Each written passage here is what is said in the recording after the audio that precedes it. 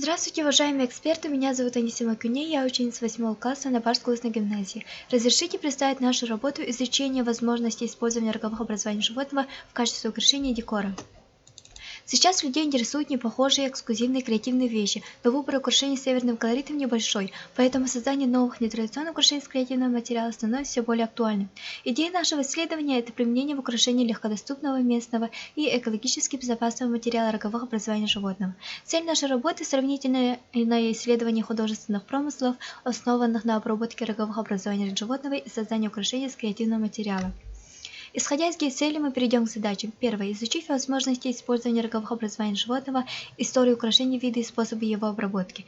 Второе. Выявить особенности технологии выделки сырья. Третье. Определить разновидности и значение долганского орнамента. И последнее. Создать эскиз дизайна современных эксклюзивных украшений с капотоления на северную тематику с долганским колоритом. Неандертальцы в районе пещеры единорога нашли копыта оленя. Украшена аккуратной резьбой, носила декоративную функцию. Как украшение есть. Алтайцы в гунно-сарматском периоде были обнаружены подвески. В мужских погребениях обнаружены подвески из когтей птиц и животных. Бусы обнаружены в детских, женских, мужских погребениях. Как украшение есть. Индейцы Америки, женщины хидатс, шаенов, арикара, манданы украшали платья копытами антилопы и оленя. Полы и бока своего платья носили на плечах платьев. Как украшение есть. Мы, народы севера, из рога оленя, мамонта и кости использовали для изготовления бытовых подделок. Делали пряжки, иглы для сетей. Когти, зубы, кости применялись как обереги и талисманы. Информации об украшениях почти нет, как украшения нет.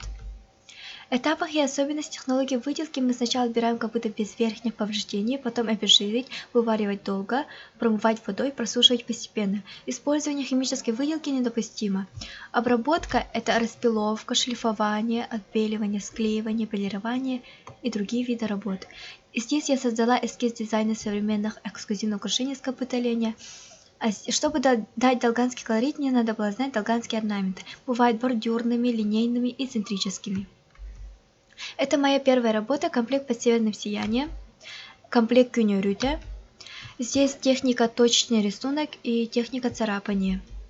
Держатель для волос цветок тундры. Здесь узор розетка, что означает стилизация растительности, а здесь горбыня, что означает благополучие.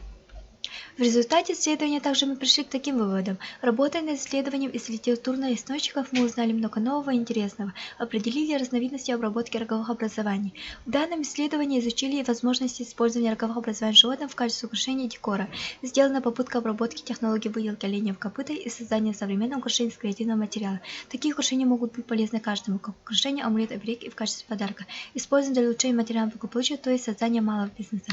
Наша использованная литература. Спасибо за внимание.